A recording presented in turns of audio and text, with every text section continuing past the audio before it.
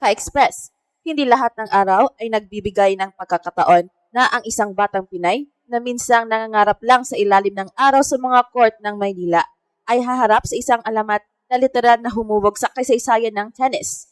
Pero ngayong araw na ito, sa ASB Classic Doubles sa Auckland, New Zealand, nagiging realidad ang isang eksenang parang hinugot sa pelikula. Game day na! Si Alexandra Alex Ayala, kasama ang kanyang kapartner na si Iva Jovic, ay tatapak sa court laban kina Venus Williams at Elina Svitolina. Isang match-up na otomatikong nagpaikot sa ulo ng buong tennis world. Hindi ito ordinaryong laban. Hindi ito simpleng round 1 or early round doubles match. Ito ay pagbabangga ng dalawang henerasyon, dalawang mundo, dalawang magkaibang yugto ng kasaysayan ng tennis. Sa isang side, naroon ang kabataan, gutom sa tagumpay, puno ng pangarap at walang takot. Sa kabila, naroon ang karanasan, legacy at bigat ng isang pangalan kinatatakutan at nirerespeto sa loob ng halos 3 dekada. Sa gitna ng net, isang Pinay ang tatayo. Bit-bit ang bandila, ang panalangin at ang pag-asa ng isang buong bansa. Si Alex Ayala, 20 years old, ay pumasok sa 2026 season dala ang pinakamalakas na momentum ng kanyang karera. Mula sa isang breakout 2025 kung saan pinatunayan niyang hindi na siya future star, kundi present threat, umakyat siya sa WTA Top 50 Singles Ranking. Isang milestone na hindi pa naabot ng sinumang Pilipino sa kasaysayan ng tennis. Para sa marami, sapat na iyon para masabing nagawa na niya ang imposible. Pero para kay Alex, malinaw ang mensahe. Hindi pa ito ang ruro. Ang laban na ito sa ASB Classic Doubles ay bahagi ng kanyang mas malaking misyon, ang paghahanda para sa Australian Open at ang tuloy-tuloy na pag-akyat sa WTA Tour. Ngunit ang draw ay may ibang plano. Sa halip na isang manageable na opening match, agad siyang ihaharap sa isa sa pinakadakilang manlalaro na tumapak sa tennis court, Venus Williams. 7 beses na Grand Slam singles champion, 14 na beses na Grand Slam doubles champion, 3 Olympic gold medals, dating world number 1, isang pangalan na naging inspirasyon ng milyon-milyong atleta sa buong mundo. Bago pa man, ipinanganak si Alex Ayala. Si Venus ay hindi lang isang player, siya ay isang institution. At ngayong 45 years old na siya, patuloy pa rin siyang lumalaban. Patunay na ang tunay na legend ay hindi basta-basta nawawala. Mas lalong tumitindi ang eksena dahil ang kapartner ni Venus ay walang iba kundi si Elina Svitolina, dating world number 3 at isa sa pinaka-respetadong competitors sa WTA Tour. Ibig sabihin, ang kaharapin ni na Alex at Iva Jovic ay hindi lang isang legend, kundi isang power duo na pinagsasama ang legacy at modern elite competitiveness. Sa kabilang panig ng net, si Alex ay makakasama si Iva Jovic, isang 18-year-old na American rising star na itinuturing na isa sa mga pinakamalaking pangalan ng next generation. Ang tandem ni Ayala at Jovic ay parang simbolo ng hinaharap ng women's tennis. Bata, fearless at walang kinikilalang pangalan kapag pumasok na sa court. Para sa mga fans, ito ang laban ng future versus history. Pero para sa Pilipinas, mas malalim ang kahulugan nito.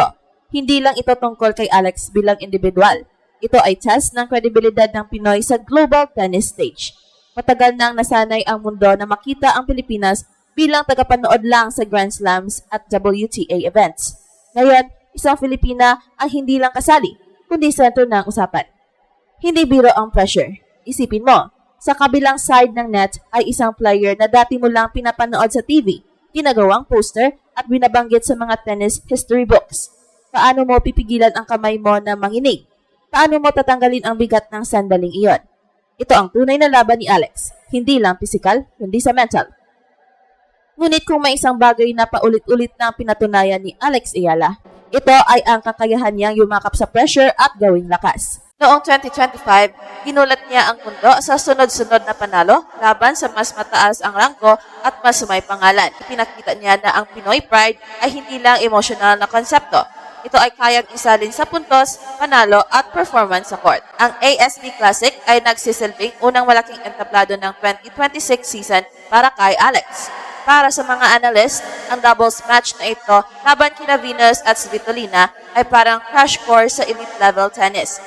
Dito masusubukan ang kanyang net play, communication, court awareness at kakayahang magdesisyon sa split second. Lahat ng kakailanganin niya sa Australian Open. Hindi rin dapat kalimutan ang simbolismo ng laban na ito.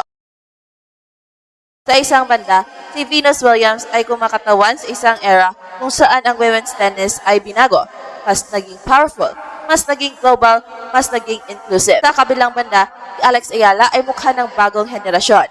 Isang Filipina na produkto ng global training, modern analytics, at walang takot na ambisyon. Kapag nagkaharap ang dalawang ito, parang ipinapasa ang sulo kahit hindi pa tapos ang laban ng legend. Maraming nagtatanong, kaya ba talagang mag-upset ni Ayala at Jovic?